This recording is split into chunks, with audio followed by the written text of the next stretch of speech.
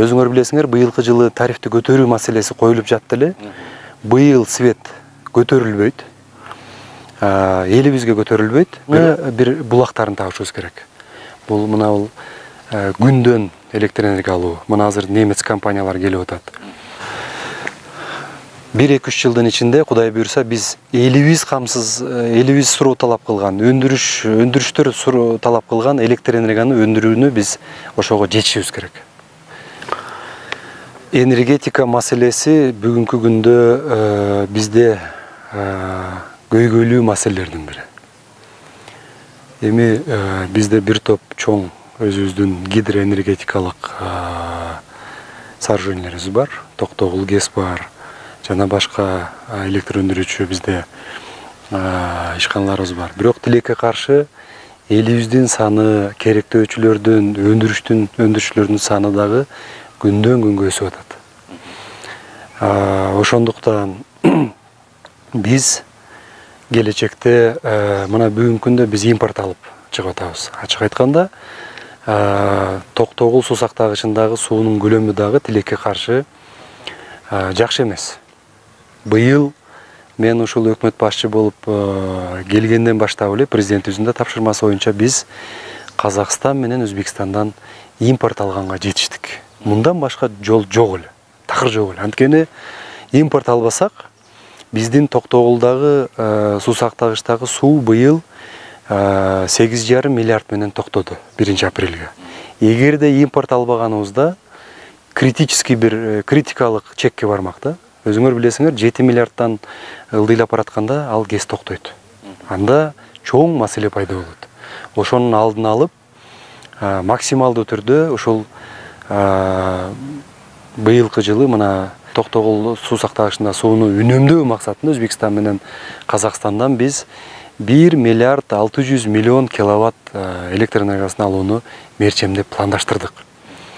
Анын бир тобун бүгүнкү күндө алдык. Биздин максат Токтогул суу сактагычында суунун көлөмүн импорт электр энергиянын негизинде 1 миллиард сууну биз Токтогул суу сактагычында сактап кала алдык деп мен айта алам. Эми дагы да импорт алышыбыз керек. Мана кече эле мен Казакстан менен, Россия менен, Өзбекстан менен өкмөт башчылары менен сүйлөштүк. Биз импортты дагы алышыбыз керек. Быйыл азыр мына Токтогул суу сактагычына биз бүгүнкү күндө 12 миллиарддын төгөрөгүндө суу чогулду. Дагы бир аз кошулат 1 октябрга чейин.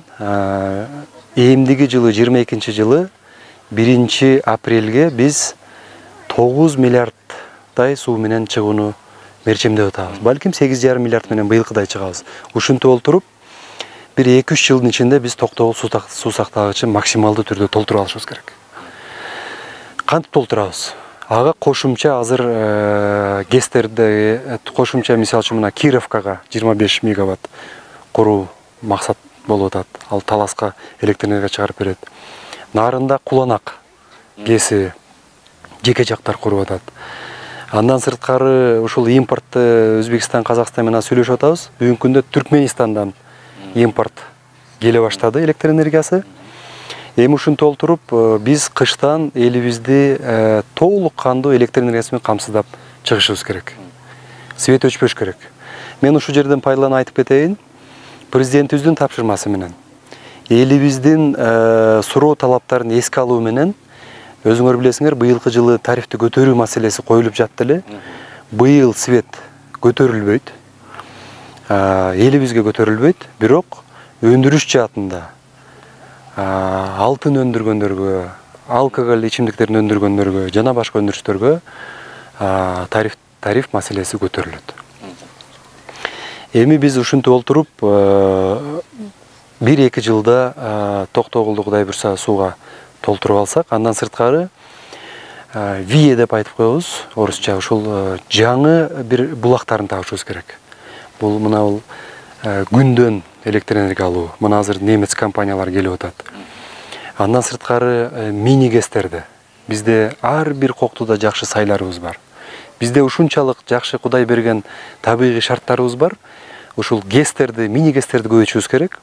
Максималдуу түрдө Бишкек шаарындагы ТЭЦтен электр энергия өндүрүүнү биз азайтышыбыз керек. Бишкек шаарындагы смог маселеси дагы ошо менен азаят. Анткени Бишкек шаарында ТЭЦтен электр энергия өндүрүү абдан кымбат. 4 сомдон ашык.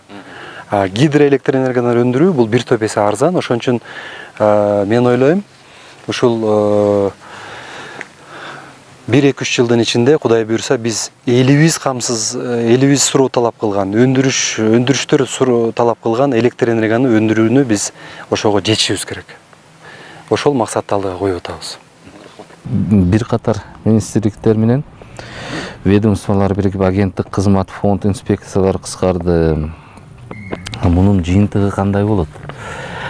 Эми 2021 жыл абдан саясатка толгон бир башкача жыл болду деп айтсак болот да. Жакшы жыл болуп атат. Себеби мына жылдын башында эле президенттик шайлоо өттү. Элибиз ынтымактыкта, тынчтыкта жакшы шайлоого катышып берди. Мамлекеттик башкаруунун формасын элибиз тандап алды. Президенттик башкаруу системасын, форманы тандап алды. Апрель айында Конституцияны, ушул жаңы долбоорун элибиз колдоп берди. 5 майда жаңы Конституциябыз күчүнө кирди. Конституция күчүнө кирер замат урматтуу президентибиз ушул Конституцияга ылайыкташтырып министрлер кабинетин түзүп, анын курамын бекитти. Ага чейин деле мына биз жаңы быйыл өкмөт куралып келгенде ушул министрликтерди бириктирүү, бир аз болсо дагы реформага жүрүү максат кылдык элек. Эми мен айтар элем, реформаны 5-6 айда бүткөрүш кыйын. 1 жылда да бүткөрүш кыйын. Биринчи этабын мен ойлойм биз баштадык. Министрликтер ирлештирилди. Андан сырткары кээ бир органдар жоюлду. Анан биз эмне максат кылдык? Бул жерде көп кыскарууга барбадык. Мен муну моюнга алам. Анткени сыртта пандемия жүрүп атат. Тескерисинче ушул иштеп жаткан адамдарды аз болсо дагы камсыздап туруу болуп атат бүгүнкү күндө. Жеке компаниялар деле ишканасы жабылса деле аларга бир аз болсо да айлык майнасын берип туруп атат. Эми ушул экинчи этапта мен ойлойм мына реформа уланыш керек. Бүгүнкү күндө мына региондордо акимдер дайындала баштады. Элибиз дагы жакшы колдоп берди.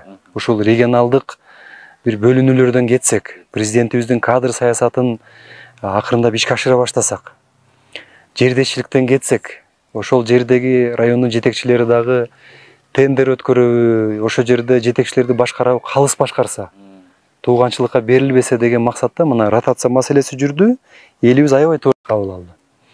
Бүгүнкү күндө мен жерде барганда сурайм да, бул акимдер кандай иштеп атат десем, элибиз мындай жакшы баа бергендей мага сезилип атат да. Ошон үчүн мен ойлойм бул реформалар уланыш керек. Ушул биздин негизи бир идеалдуу эч качан бир түзүм түзүлбөйт. Бул живой организм сыяктуу структуралар дагы өзгөрүп турат. Коомдун талабына жараша, жашоонун талабына жараша өзгөрүп турат. Ошол сыңарындай бүгүнкү күндө мамлекеттик кызматта бир аз болсо дагы мындай өзгөрүүлөр болуп келатат. Негизи эле мамлекеттик кызматта баарыбыз таза иштешибиз керек. Мен ушуну талап кылып келип атам да. Мына министрликтер жөнүндө айтып атасыз. Президентибиз дагы ушуну талап кылып атат. Ар бир жетекчи таза иштеш керек. Мамлекеттик кызматта иштеген кызматчылар бай болуш керек. Эл баарын карап көрүп, билип турат. Жашоосу орточо болуш керек. Бирок ошол эле мезгилде айлык маяналарда дагы биз көтөргөнгө аракет кылып атабыз.